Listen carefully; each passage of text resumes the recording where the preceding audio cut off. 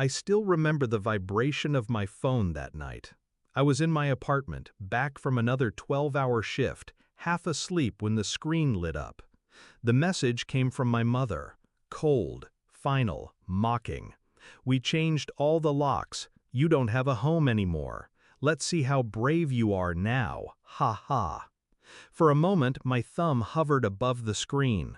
I read it 3 times, letting the words sink in. My jaw clenched, but I didn't reply. I didn't yell. I didn't beg. I simply smiled. Because they didn't realize home wasn't theirs to take. I grew up in that house.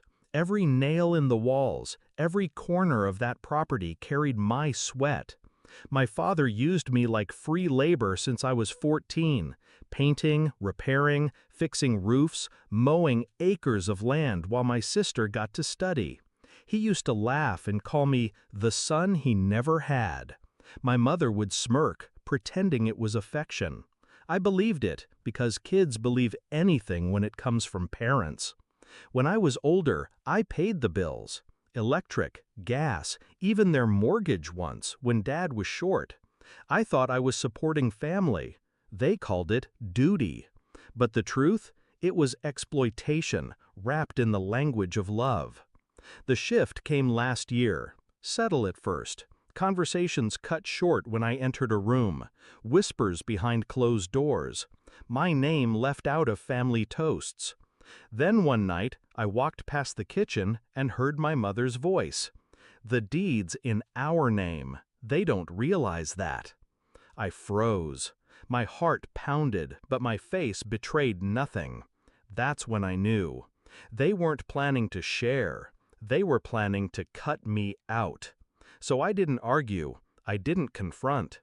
Instead, I started studying property law, ownership rights. My father's sloppy record-keeping became my weapon. The bills I paid, the transfers from my account, the renovations under my name. I documented everything. Every receipt became a blade. So when that message came, when my own mother tried to lock me out of the very house I had kept standing, my decision was already made. I called my lawyer at dawn. "File the petition," I said, voice steady. He didn't need clarification. We had been preparing for months. 2 days later, their lawyer emailed me in panic. "We have a problem. Call immediately." Of course they had a problem. Their iron cage of control had cracks, and I had widened them into a fracture. I didn't call. I waited. The confrontation came the following week in a sterile mediation office. They walked in first, my father red-faced, my mother smug, my sister silent but curious. I didn't look at them. I laid out a folder on the table. My lawyer slid it forward. Inside, proof. Every payment, every transfer, every repair under my name. Thousands upon thousands. Enough to establish equitable ownership. Enough to prove fraud. My father flipped through the pages, his smirk collapsing with each turn. My mother tried to speak, but her voice caught in her throat. My sister's eyes darted between us, realizing she wasn't the favored child after all. She was just a pawn. Finally, my lawyer spoke. Calm, precise. "My client isn't asking for repayment. He's asking for the property." Silence. The kind that suffocates. I watched their faces as the weight of it sank in. That house, their fortress, their kingdom, their weapon, was slipping from their grip. When the judge signed the order weeks later, I stood outside the courthouse with the keys in my hand. My keys. Not because they gave them to me, because the law had. Because I had turned their greed against them. The first thing I did wasn't to move back in. No, that house was poisoned by memory.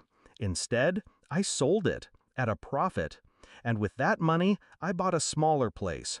Quiet, clean, mine. They still send messages sometimes. My father tries guilt. "After everything we gave you." My mother tries venom. "You'll regret this when you're alone."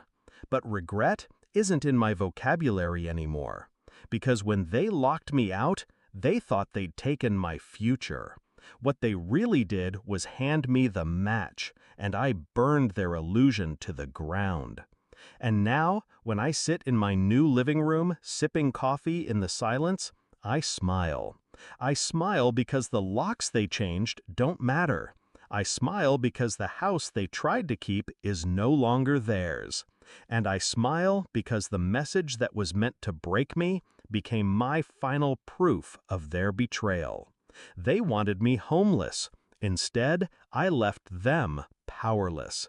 And that is a victory I'll never return.